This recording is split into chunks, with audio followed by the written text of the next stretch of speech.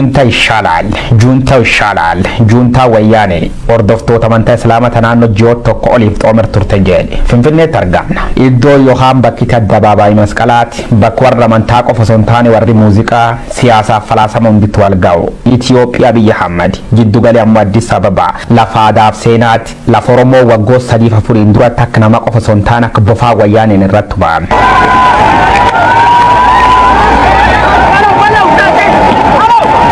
Dum torbe dabre kheet xalayaan tokko uummata islaama bakki tafaanii hat dhowwat fuul miidiyaa hawaasa kan gubbaa gad ba'i. Xalayichi maqaan mana amantaa ortodoksii irra barreeffamullee shirlee liftoota afaan aadaa amantaaf sirni tokko irra ta'uun isiinam wawwat khamuufiyyuu mirkaana. Hordoftooti amantaa musliima wanta kana mufachuun gungumoo eeggalan. Addabaabaa yoora Finfinnee yookaan dirree masqala jedhamuun beekamtu kana wal arguuf murteeffatan. Akka namooti heebbee kan jedhanii bulchiisi magaal Finfinnee hanga saati dhumaan laftan irratti islaamota akka simataniif eeggama ture jedhu. Jidduutti immoo wadhalatan. Uummati musliima dirree yoora Finfinnee irra dhowwame. Poolis konkolaataa waraanaatiif warri sibiil waraanaatiin gonofam lafgooti. Bombiin imimmaan sokaan tiirgaas illeen darba.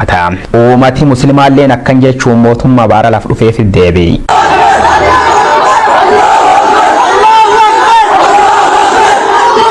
Dubbiin dirree masqala tunam lafirra qabbanooftulle fuul miidiyaalee hawaasaa miidiyaalee dileetiif uummata keessa shakkii uumuun ajanda guddaa taatee jirti. Fuulli miidiyaalee hawaasaa maal jedhaan gaafi duree waan amantichaa Ustaas Ahmaddiin Jabaal Ustaas Kamiil Shamsuutiif Abiraayyaa Abba Maccaatiin itti keeyyan sagantaan aftara biyyoota addabaabaa irratti adda qaban mootummaan baksanii gochuu hin dandeessan jechuusa qopheessitooti saganticha xalaa armaan gad argitaniiniif godhanii jiran. Gaaree walqixxummaan kan kee liqinfamneen iyyoo mirgi kan kee dhorkaamu kadhachuuf yookaan jilbiifachuudhaan akka walqixxummaan keen kabajamne bari waliin dhaabbadhu.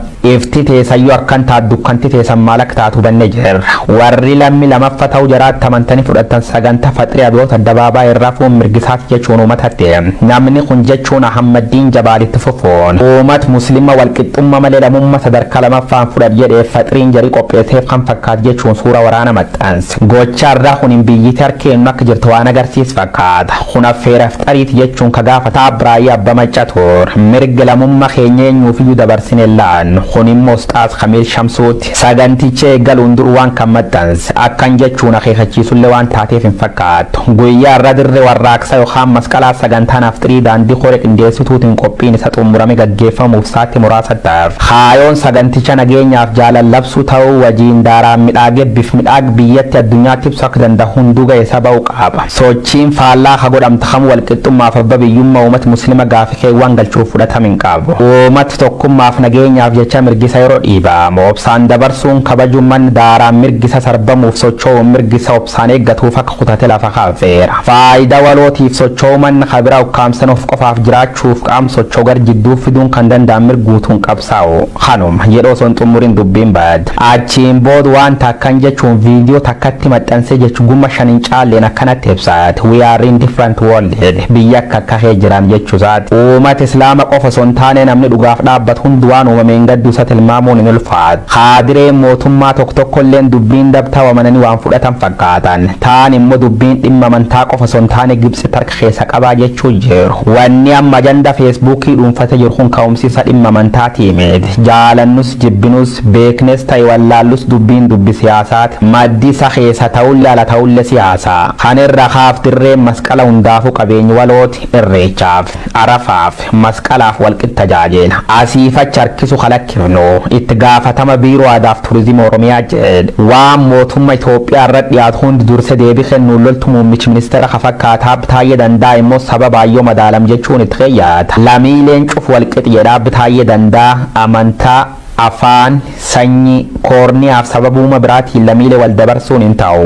Garuu afxirii masaaraatti tolfam dirree waan hafeef mirgi walqixxummaan sarbam jechuun ofuma jedhu ofuma murteessa. Itti fufa. Qaamni masaara eeyyammaaliif akka dirree dhowwu hin beennu. Sababa ayyoo madaalawwanni tamartu hiikan kennu. Iccitiin jabaan jiraatuun isan oolu. Gabaabinna garuu kiyyoo diinaatiin al waan bira akka hin taane shakkeen. Diinoti keenya amantaaf sabaawwan nu nyaachisuun biyyu nu dhabsiisuuf yookaan maraan martoyyummaa nu tursuuf waan danda'a. danda'an gochaa jiran lammiileen qaroon hin dagaatu. Waan sun cuf cabsine tokkummaaf guddummaa Itoophiyaa mirkaneessuuf ammoo sababaan tarkaanfannuuti jedha. Bulchiinsi magaalaa Finfinnee immoo dafeefsi baase. Tokko sodaa nageenya lammeessoon immoo dirreen masqala ijaarsir waan jirtuuf dhowwinee jedhu. Akka falaasii yaadi mootummaan sababaaf dhiyeeffate siyaasaaf hinumtaa. Immoo falaasiin qaarifnee jenne dirreen masqala ta mootummaan hiriirna filadhaa irratti tolfachaa oolu. Hawarri amantaa kiristaanaa dhiyoo tanallee masqala irra kabajata. Maqaa ijaarsaatiin musliimirra dhowwamuun bishaan hin kaaf. Adaanech Abeebee dhiifamaa jechuu jirti. Deebii uummata islaama turre dhageenya. Fuulli miidiyaa hawaasaalleen kanuma odeessuu jira.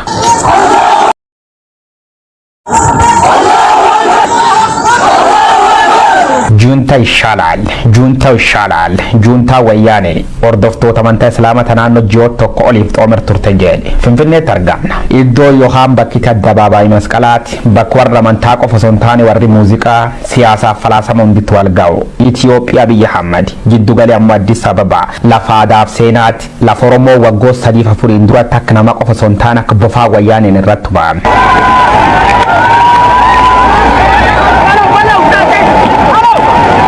Torbe dabre xalayaan tokko uummata islaama bakki tafaanii haa dhowwat fuul miidiyaa hawaasa kan gubbaa gad ba'i. Xalayichi maqaa mana amantaa ortodoksii irra barreeffamullee shirlee liftoota afaan aadaa amantaaf sirni tokko irra ta'uun isiinam wawwat xamuufiyyuu mirkaana. Hordoftooti amantaa musliima wanta kana mufachuun gungumu eeggalan. Addabaabaayii yoora Finfinnee yookaan dirree masqala jedhamuun beekamtu kana wal arguuf murteeffatan. Akka namooti heebbee kan jedhanii bulchiinsi magaalaa Finfinnee hanga sa'aatii dhumaan laftan irratti islaamota akka simataniif eeggama ture jedhu. Jidduutti immoo wadhalatan. Uummati musliima dirree yoora Finfinnee irra dhowwame. Poolis konkolaataa waraanaatiif warri sibiil waraanaatiin gonofam lafgooti. Bombiin imimmaan sokaan tiirgaas illeen darba. Uummati muslimaalleen akkan jechuun mootummaa baara laf dhufeef deebi'i.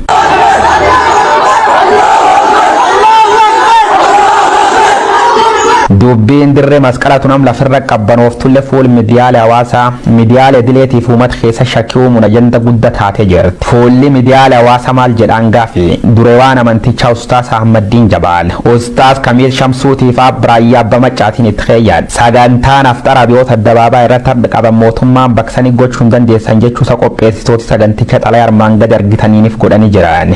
Gaaree walqixxummaan kan kee liqinfamneen iyyoo mirgi kan kee dhorkaamu kadhachuuf yookaan jilbiiffachuudhaan akka walqixxummaan keen kabajamne bari waliin dhaabbadhu. Ifti teessayyuu akkan taat dukkanti teessan maal akka taatu hubannee jirra. Warri lammi lamaffa ta'uu jaraatti amantanii fudhatan sagantaa faxirii abiyyoota addabaabaa irraa fuun mirgisaati jechuun uummatatte.